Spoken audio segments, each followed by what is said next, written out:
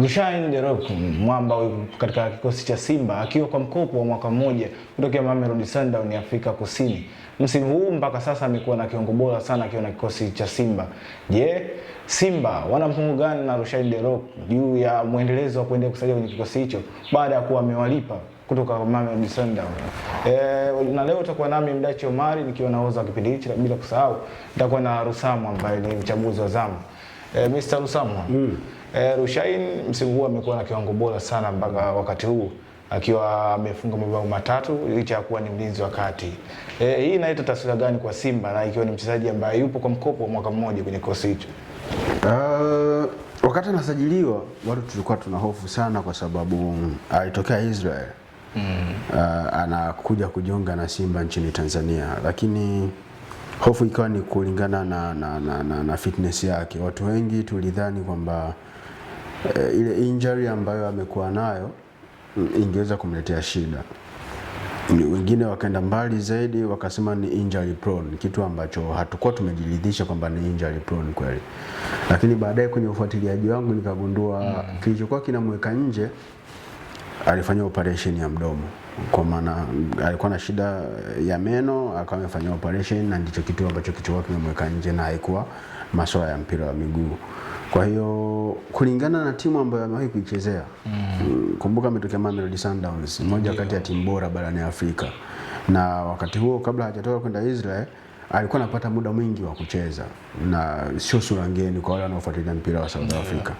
Sasa ukichukua intensity ya ligi ya South Africa na intensity ya ligi yetu kwa namna moja au nyingine ipo chini. Inawezekana kwenye ranks kukawa kuna hivi na vile, mara hili mara lile, lakini to be honest, tukiamua kuzungumza ukweli, intensity ya South Africa na ligi yetu ni vitu vili tofauti. Inawezekana ukubwa wa ligi yetu unachagizwa na Simba na Yanga, Azam, Singida Black Stars hivyo. Lakini unapozungumzia ligi ya Afrika Kusini, ukiachilia utawala aliokuwa nao na Mamelodi Sundowns, timu yote inaweza kashuka daraja, timu yote inaweza ikashika nafasi ya pili. Sio rahisi timu kuchukua kombe kwenye ligi ya South Africa kulingana na wachezaji waliofanya Mamelodi Sundowns. Kwa hiyo ule ushindani ambao tayari ameshaupata Rushain De Rock unamfanya anakuwa ni mchezaji ambaye yuko matured, yuko well experienced, na fiziki yake inakuwa ipo juu. Ndio maana unaweza kuona muda wote anapokuwa anacheza ni flat, yani energy ni ile kuanzia mwanzo mpaka mwisho. Huwezi kudetect kwamba huyu jamaa akachoka, ni kulingana na ile fitness ambayo tayari ameshaipata kutokana na ligi alizopita. Sasa yupo Simba kwa mkopo, lakini wakati akiwa Simba kwa mkopo na mkataba wake na Mamelodi Sundowns unafika mwisho, kwa sababu kwenye hiki kipindi cha mwaka mmoja ambacho amekuja kukitumikia Simba, Mamelodi walimtoa ili amalize mkataba wake na Mamelodi. Baada hapo atakuwa huru. Simba walifanya attempt ya kwanza kutaka aongeze mkataba, uongozi wake ukasema hawako tayari mchezaji wao aongeze mkataba. Lakini kwenye siku za hivi karibuni zimeibuka tetesi kwamba Rushain De Rock amekubali kuongeza mkataba. Na anaweza kuwa ameshawishiwa na ujio wa Steven Barker, kwa sababu by the time wanamwambia aongeze mkataba, Fadlu Davids alikuwa ameondoka ndani ya kikosi cha Simba, akaja Dimitar Pantev. Kwa hiyo tayari yule aliyemleta ameshaondoka, amebaki na mwalimu mwingine. Ingawa huyu mwalimu pia alimtrust na alimpa nafasi ya kucheza, lakini kuna ile kujuana unyumbani kilikosekana kile. So baada ya Steven Barker kuja, amemwamini na ameenda mbali zaidi, akampa na unahodha. Kwa sababu sasa hivi ndio leading skipper, then Shomari Kapombe amekuwa chini yake. Kwa hiyo unaweza kuona yanaandaliwa mazingira pia AS yuko comfortable. Kwenye mchezo wa Simba na kuna ule aliopiga penalty ile, ndio Simba dhidi ya ilikuwa dhidi ya Tanzania Prisons. Kuna mtu nilikuwa na chat naye wakati anapewa ile penalty, akanambia kwa nini huyu jamaa anapewa penalty? Nikamwambia sasa hivi ndio nahodha, inawezekana ameamua tu kujipa, na kwenye mazingira ambayo yamewahi kutokea huko nyuma, Kibu Denis alingangania penalty akaenda kukosa.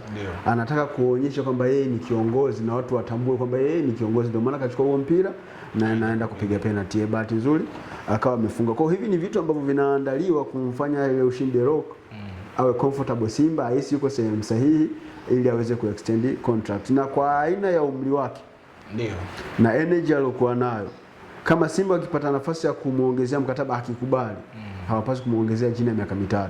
kulingana na ligi yetu ilivyo na uwezo wake alionao na umri alionao, miaka mitatu itakuwa ni sahihi zaidi. Shida itakuwa sehemu moja. Ndio. Kulingana na performance ambayo anaendelea kuionyesha, inawezekana kukawaja timu nyingine ambazo zitamhitaji. Mind you, Dickson Job ameanza kuingia kwenye injuries. Miezi miwili kutoka leo, ina maana atarejea mwezi wa 5. Ndio. So Simba wakidelay, wakienda mpaka mwisho wa msimu Lucien Delok akiwa hajaongeza mkataba, Yanga wataingia sokoni kumhitaji Lucien Delok. Yaani hawawezi kutoka kwenda mbali na kipindi Delok yupo. Watataka na wenyewe ingie sokoni wamhitaji Delok. Na ni biashara. Hii ni biashara ya mpira wa miguu ambayo mwenye pesa nyingi ndiye anayechukua mchezaji mzuri. Na mara nyingi kwenye hii miaka ya karibuni Young Africans wamekuwa ni wepesi sana wa kutoa pesa na kwa win Simba kwenye wachezaji wazuri. Kwa hiyo hii ni pesa nyingine pia inaongezeka kwenye department ya usajili ya Simba. Na kama management ya Lucien Delok watakuwa na akili, wakiamua sasa tunataka kupiga hela, tupigishe shoti tupige hela, hawataongeza mkataba sasa hivi.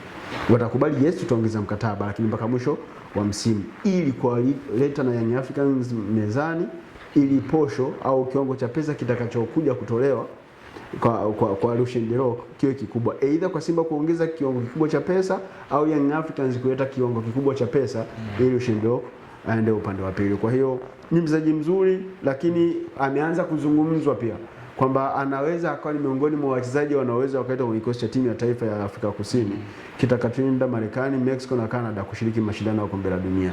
Tujipe muda tuone kitatokea kitu gani. Tumalize na hii swali la mwisho kuhusiana na Lucien Delok.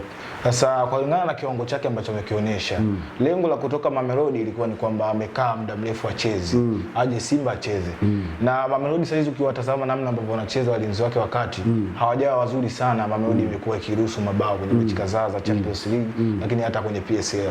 Je, Mamelodi wao wakivutiwa tena kumhitaji, haitakuwa changamoto kwa Simba tena kuendelea kusalia na mlinzi huyo ambaye ameonekana kuwa mchezaji muhimu, na mwalimu inaonekana amekuwa naye na mpango mkubwa zaidi kwenye mwendelezo wa kuitengeneza Simba? Nikisema changamoto nitakuwa najikosea heshima mimi mwenyewe, sio tu changamoto.